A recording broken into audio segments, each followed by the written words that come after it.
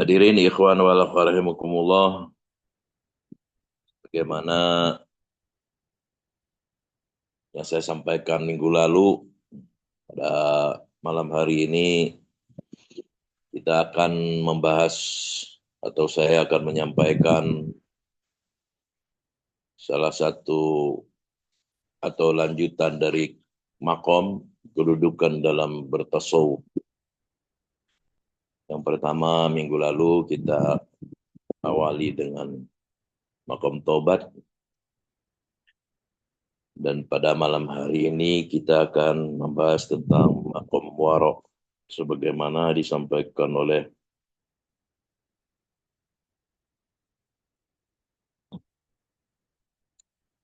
Abu Nasr As-Saraj Atus radhiyallahu anhu dalam kitabnya Al-Luma fit Tasawuf.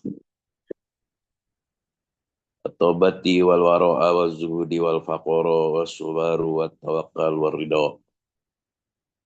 Jadi makam dalam tasawuf itu tingkatannya ada 7 menurut beliau, yaitu at-taubat, yaitu tobat arwaro ya, yaitu waro yang kedua. Alwaro itu adalah menjaga diri dari segala sesuatu yang subhat. Apa itu subhat? Yang meragukan.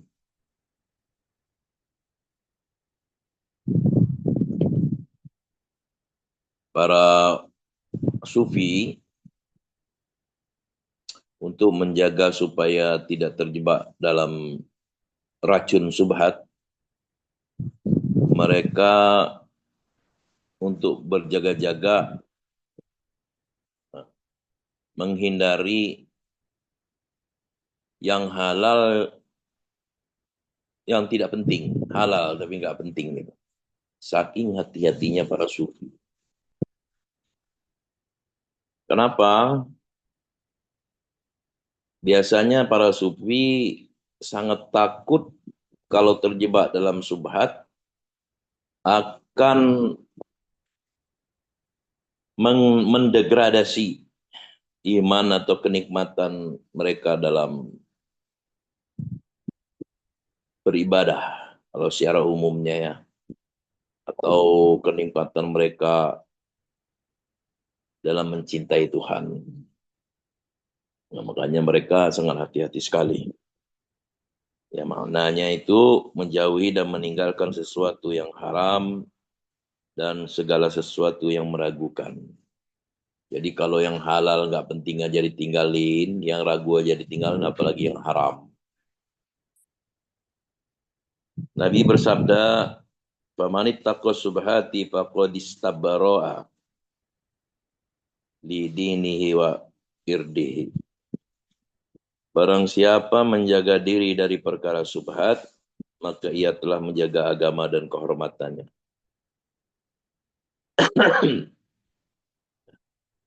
Jadi beragama itu sebetulnya berhati-hati. Kalau dia sudah bertindak berhati-hati dalam segala hal, ia sudah menjaga agamanya. Masuk juga kehormatan dirinya. Warok dalam tasawuf, ya tadi saya sampaikan, adalah makom kedua setelah tobat.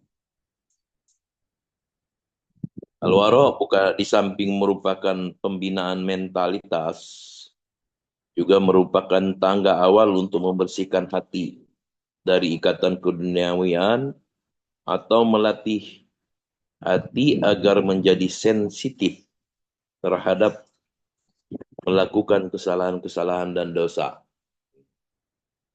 Jadi laku tasawuf itu atau pelaku ajaran torikoh, pengamal ajaran torikoh dengan mengamalkan zikir, itu tingkatannya nanti akan dia berhati-hati. Dan dia akan mudah merasakan atau mudah mengenali perkara-perkara yang tipis gitu. perkara-perkara yang halus. Saking kehati-hatiannya para sufi. Dalam kitab Fadailus Syuhur, pengusaha Abah memanai waro ini di dalam bulan Zulhijjah.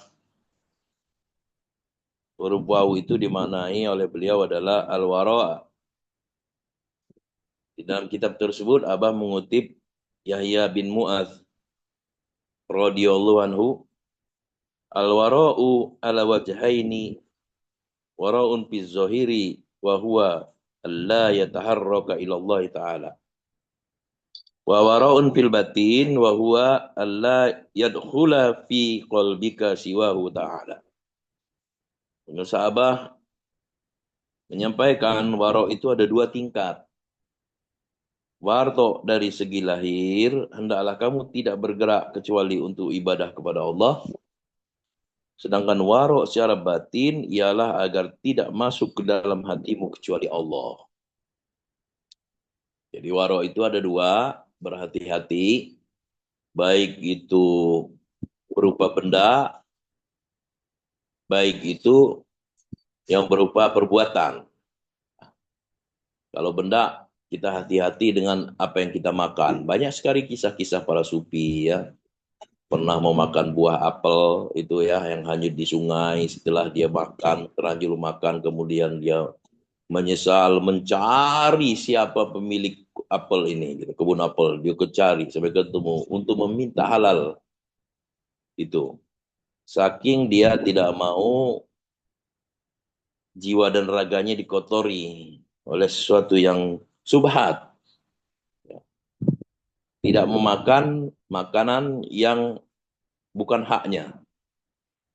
Atau kita bertetangga, tetangga punya buah mangga atau punya buah jambu gitu ya. Itu kita padahal sudah boleh sebenarnya diperbolehkan dan dibuang-buang aja apa namanya dimakanin codot gitu ya.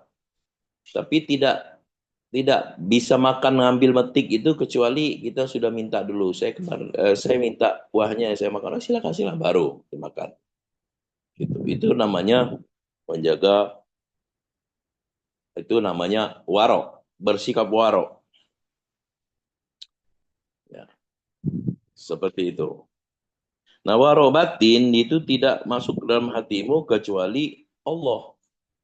Jadi itu nanti akan bermakna zuhud. Nanti pada tingkatan berikutnya nanti az-zuhud. Ya. Para sufi sangat teliti dalam segala hal. Jangan sampai terjerumus ke dalam perkara yang subhat atau haram. Saking hati-hatinya, ya, mereka menjauhi hal yang menyenangkan meskipun itu halal. Nah, jadi para ikhwan wal akhwat, bapak dan ibu, ya, yang tua, yang muda, yang alim, yang awam, jadi menempuh laku tasawuf ini, perjalanan thariqah ini, kita mesti hati-hati. Dengan cara apa? Supaya kita muncul sifat waro, atau kita bisa merasakan atau eh,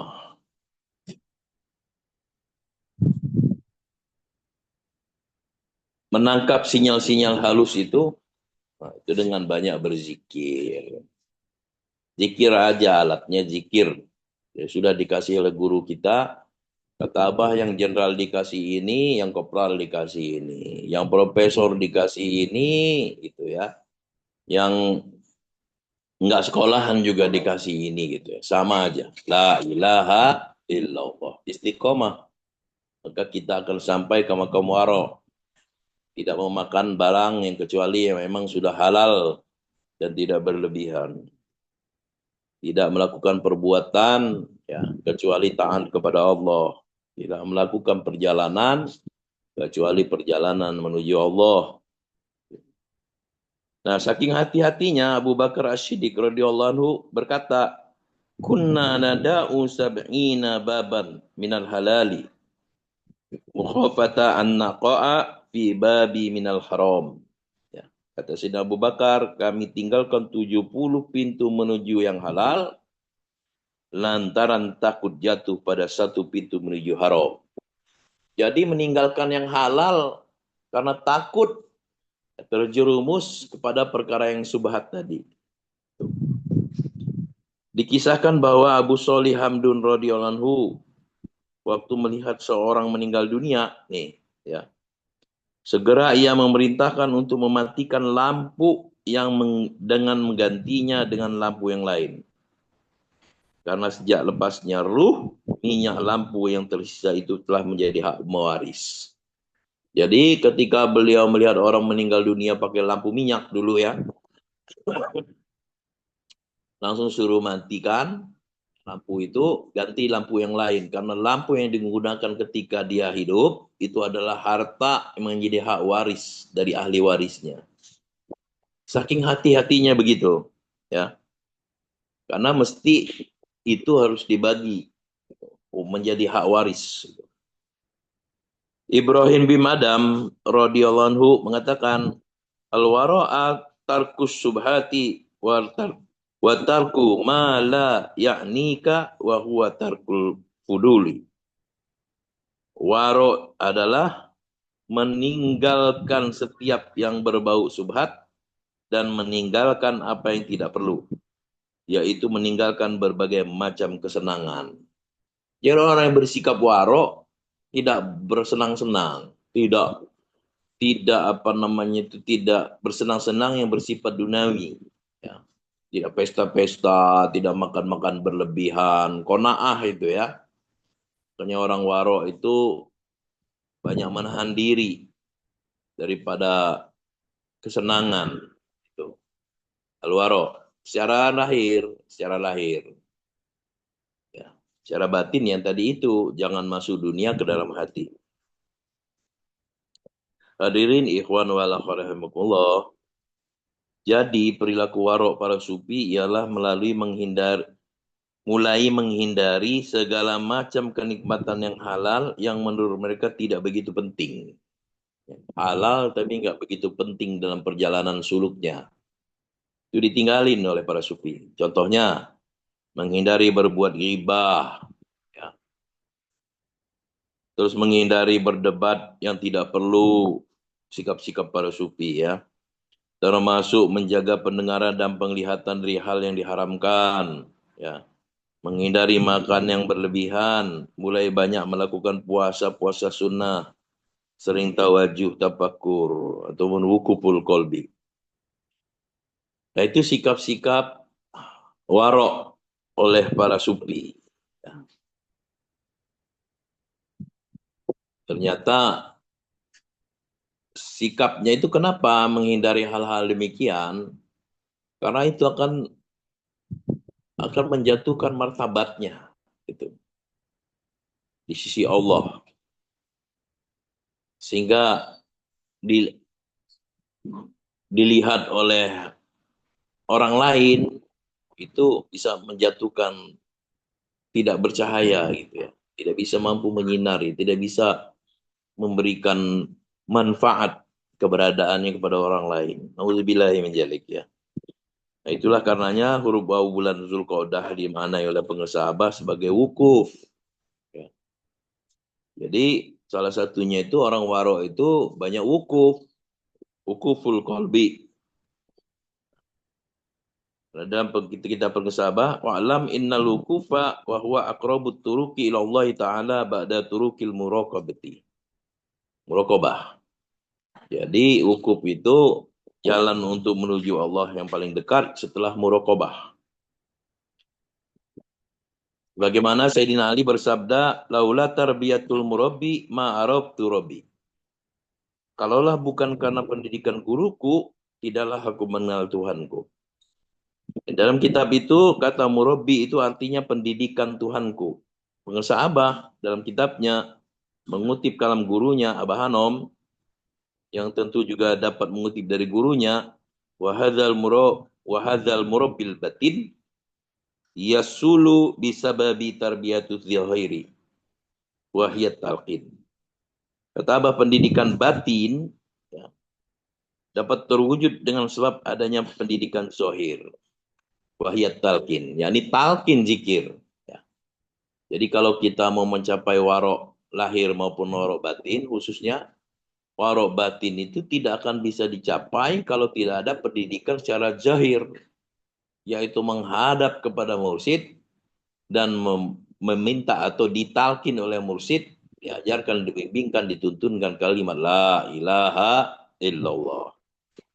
Jadi tidak ada alat itu tidak akan bisa mencapai warok secara batin. Nah, banyak sekali kisah-kisah warok para sufi. Ya. Ada juga kisah Imam Ahmad. Suatu hari Imam Ahmad bin Hambal dihidangkan makan oleh seorang yang kekayaannya diragukan kehalalannya. Meskipun dalam keadaan lapar, Imam Ahmad memilih untuk tidak menyentuh makanan tersebut sama sekali. Ketika ditanya alasannya, beliau menjelaskan bahwa memakan sesuatu yang diragukan, subhat, dapat menggelapkan hati dan merusak ketakwaan sesuai prinsip warok lahiriah dan batiniah. Tuh. Jadi kalau dikasih makan nama yang kita meragukan, itu nggak dimakan.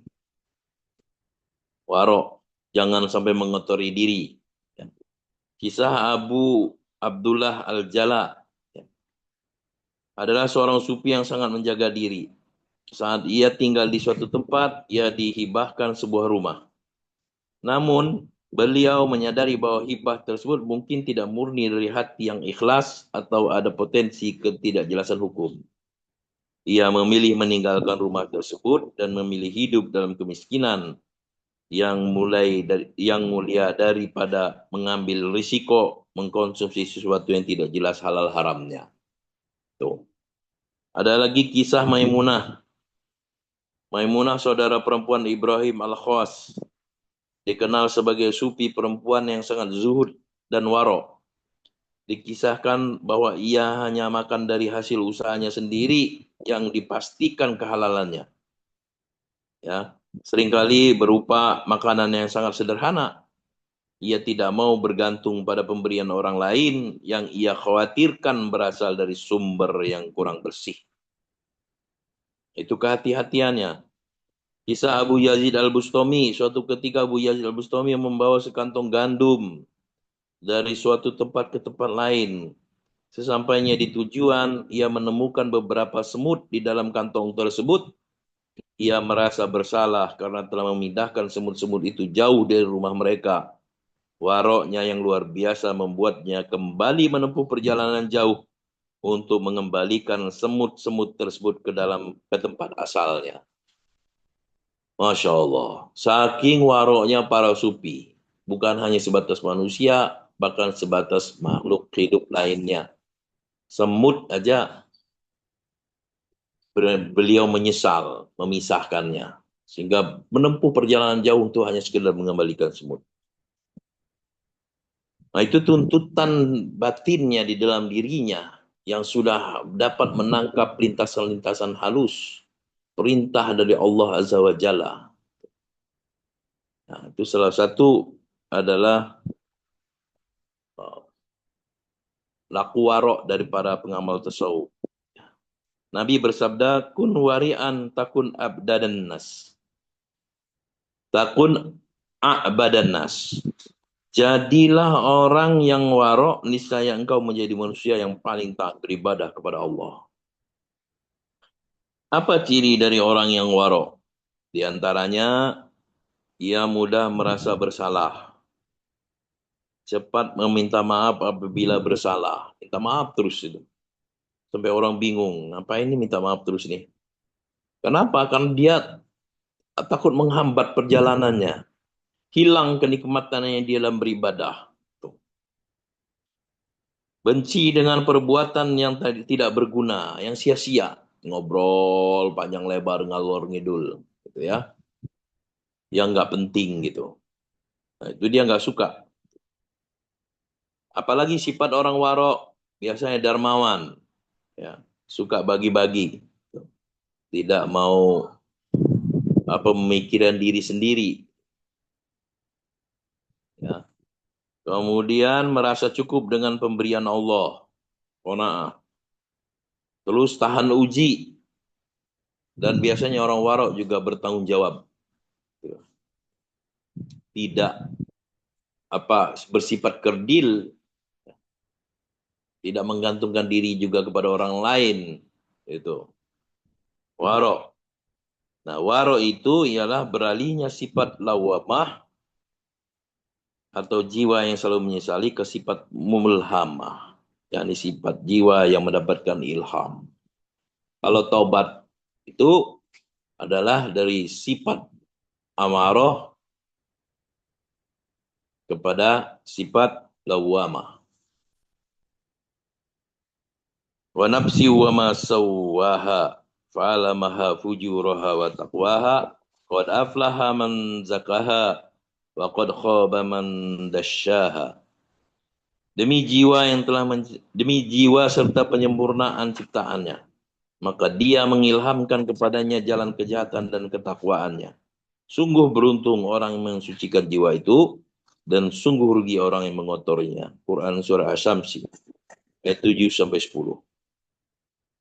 Sahal bin Abdullah At-Tustari berkata, Malam yashabul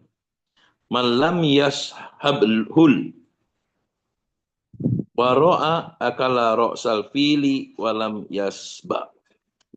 Orang yang tidak memiliki sifat waro',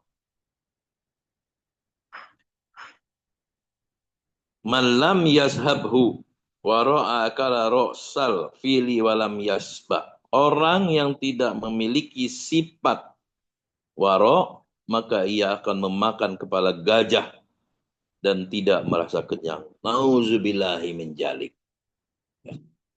Saking tamaknya orang, dia makan kepala gajah aja nggak merasa kenyang. Nauzubillahi min dzalik.